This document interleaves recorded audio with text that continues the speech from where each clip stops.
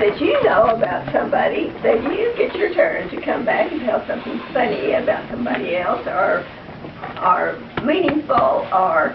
But I thought I would start with my oldest kid. Okay? And so my oldest kid, you know, I was afraid we were not going to have any babies. I told that story. But we had Vita, and she came into the world with long long hair on the and real tiny, kind of tiny. And when she was about 10 months old, she was not big as anything, but she had long hair way down here, and she was very, very active. And I'd put her down on the floor, and she would take off, not walking, just whoops. And all the people would go, ah, because they thought she was too little, you know, to even walk, and she did that. And she had a cousin. Was Billy 2 days older or 2 days younger? 2 days younger. Okay, she had a cousin that had a lot of black hair. And they were just practically the same age, and they, you know, they had these little walkers that you walk around, and they would both see each other, and Vita would see Billy with all that black hair, and the first thing she would do, she'd go and she'd grab that hair. And so Billy got, every time she'd see Vita, she'd start screaming. And so I thought, oh my goodness, at 10 months I have a juvenile delinquent. So my true nature is to be brutal. Her true nature is to be brutal. But she was always just, I think now, you know, how she is, you know, she's up. Well, this is the way she started out. You don't just walk off, you take off in a storm.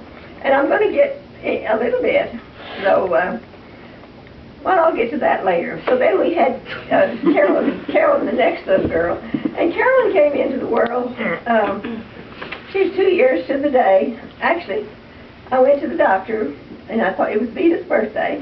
And I told the doctor, oh, good, we're going to have this baby on Vita's birthday. And the doctor said, no, you're not going to have that baby today. Go downtown shopping. And we did. And so I kept having these pains, but he said I wasn't going to have her. So finally, Sammy came to town, and she said, Jean, you better go to the doctor. So I went to the hospital and had Carolyn on the way to the delivery room. Oh, goodness. Wow. She was, and the doctor's wife saw her walk, the nurse had Carolyn on her shoulder, and Carolyn picked her head up, and she had real, you know, her big blue eyes, and she was just looking all around, and the doctor's wife said, who in the world's baby is that that's so pretty? And it turns out that later in her years, she married the doctor's wife's son. So, but she was always questioning, searching. Okay. Then we're going to have another baby 2 years later, and so Harold he had made bets that Vita was going to be a boy, Carol was going to be a boy, and so he decided now that we were going to have another girl, you see. And so it took me a little while to have Fred, but they knocked me out just before Fred was born. And Harold was so excited because now we have a little boy. And so he kept trying to, he stayed nearly all night to tell me we had a boy, but I never did wake up. So the next morning I woke up and I was scared to ask the nurse, you know. Finally the nurse came in and she said, wouldn't you like to see your baby? And I said, well, what is it? Puppy. And they said, it's a little boy, So I said, of course. So we named him. I had always promised my daddy that I'd name a baby, if we ever had a little boy, Sam. Well, Sammy had just had Sam, their Sam, and so I thought, but anyway, we went ahead. We went ahead and named him Sam Harold. They came from the courthouse, he put his birth certificate, and in a few days I said, but it's going to be so confusing right down the road to have, you know, two Sams, so I said, let's name him Donald Sam. So we said, okay. So they came to the courthouse, and we named him Donald Sam. And they kept bringing Fred in. He did not look like a Don or a Donald. So I said, honey, Donald I don't think he's a Donald. And so we called the courthouse again and we named him Fred Harold. And that seemed to fit. So Who was I named after? you were named after your daddy, of course. And I had a favorite, Uncle Fred. Oh. And, but anyway, the courthouse people, by then, they said, we really thought that you wanted a boy, and you can't even name him. But Fred came along, so, as he grew, Kate got a little bigger, he was always interested in military, especially the Civil War. The Civil War was he knew. And so when he was not even able to read too good, we got him this huge Civil War book. And I thought he'd read the pictures, look at the pictures. He read the whole book. And so he could tell us about every Civil War battle. He was an authority on the Civil War. But anyway. I still have that book too. You do? Yep. Yeah. Okay, when he was gonna go get ready to start to school, he came in one day and he said, Mother, I don't think I'll go to school. And I said, well, you have to go to school. And he said, no, Mother. He said, I don't have to go to school. I'm just going to be a worker. I'll just be a worker. But he did have to go to school. And luckily, he got a teacher that knew that he was quiet and didn't talk too much. And so she said, I'm laying for that young man. He's not going to sit there and not say anything. Not only This Ms. Sanders? Yeah. And she had Sam and Fred. She knew they were both similar. But Fred and Sam and Bobby at school, that's all they needed were these three cousins. The three cousins, all the same, pretty much same. But anyway, of course, you can see the military's been flying everything important to Fred. Okay, then we get Jack, and Jack comes along, and he's the personality kid. He's the sweetheart of the whole neighborhood. All the bigger boys, they loved him. All the kids loved Jack. And when he started to school, he came home, and Vita and Carolyn were so embarrassed because Jack, and Fred too, I guess, because Jack had to sit at the front of the bus the first day of school. And I said, well, what did Jack do? And they said, he threw one of the girls' shoes out the window. and Tub, I guess Tub and Ken Angley, the older boys, they told him to throw that shoe out, and he did. And I said, Jack, you can't do everything the big boy, but he did. They love Jack. So then we come along, and 4 years later, we're going to have another baby. And of course, in those days, you didn't know whether you were going to have a boy or a girl. And the girls decided it was going to be a girl. And they picked out Jim's clothes and his little dresses. That's why he's so weird. That's why he still likes pink. And Fred and Jack were just as sure he was going to be a boy. And we had this argument all the time that what it was. So, of course, and I really didn't know what I wanted, whichever was fine.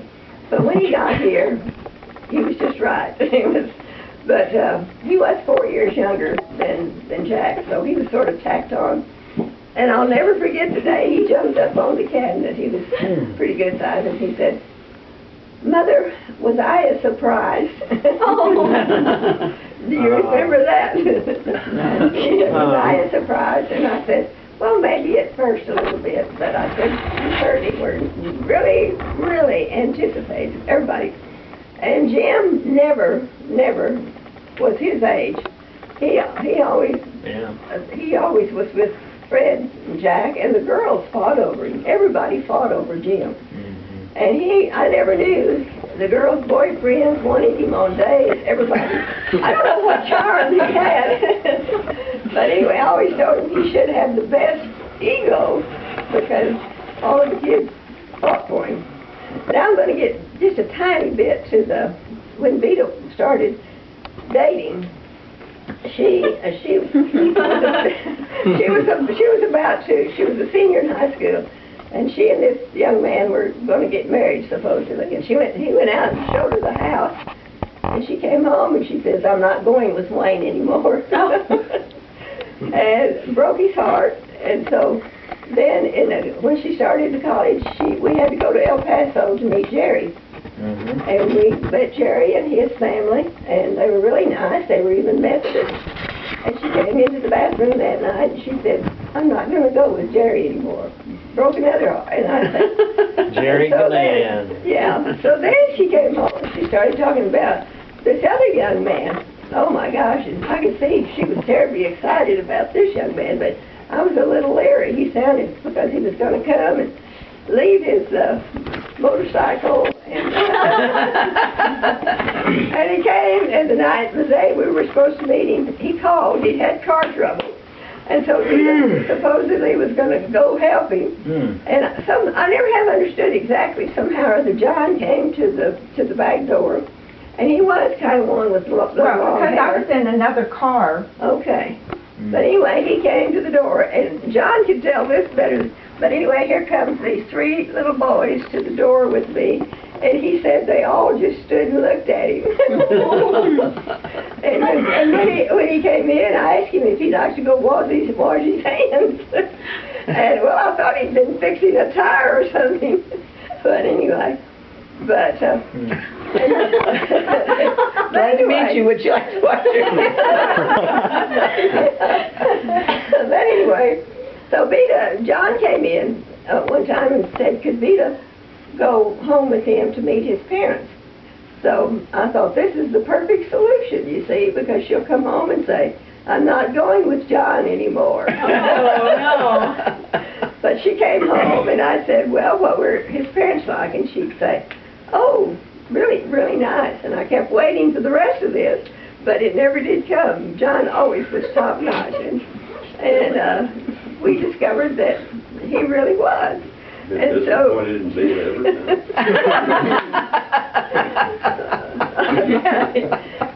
okay. So then, well, Carolyn, she had, I won't go into all that, but then Fred, he was kind of anti-girl for a while, and then I discovered after he left high I couldn't school. help it, it's in the genes. Yeah. I discovered after he left high school that Fred was doing a few things that I didn't know he was doing. And like climbing and stealing the light bulbs out of the... yeah, Stealing light bulbs, dear? yeah. There wasn't anybody that was a tower. And then he fell in love with another girl. I don't know what happened with that, but anyway, then he was bringing home a girl from Yuma, Arizona. Well, I didn't know much about Yuma, or anyway, so he brought Marty home, and she was beautiful. She had these beautiful hair, and I was worried, for fear, I hope this was right, but you know how you do. But anyway, no matter what, I could see that he was like Vita. It didn't matter. He was